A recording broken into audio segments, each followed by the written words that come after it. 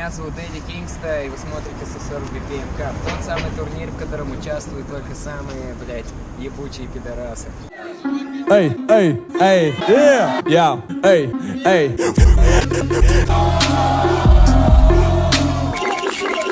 Yeah, эй, эй, эй, эй, эй, эй, эй, эй.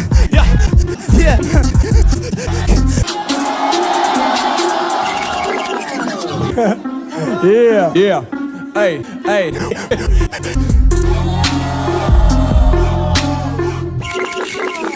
Эй, я, эй, yeah.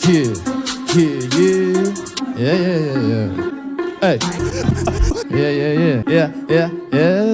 Check.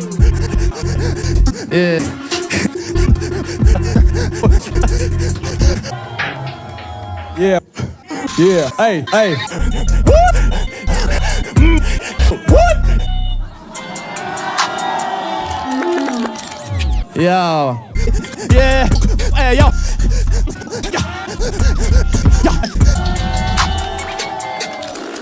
Yeah. Ooh. Hey, get yo. Hey. What? Ooh. Yo. Yeah. Так, чуваки, я считаю, что это был самый охуенный батл в турнире 140 BPM Cup. А вы согласны? Давайте теперь узнаем, что считают судьи. Итак, первый судья — мурманский граймер. Человек, чей рэп заценил сам Гец. Шиш! Но в этом раунде, в этом батле победил Шиш! Первый голос засчитан. Так, второй судья — представитель Subbox Music Company. Именно тот самый чувак, чей рэп заценил сам Гец. Пацаны, нахуй вы так делаете? Я клянусь, я стоял и думал, как это, блядь, разрулить? Братан, я за тебя отдам. Ура!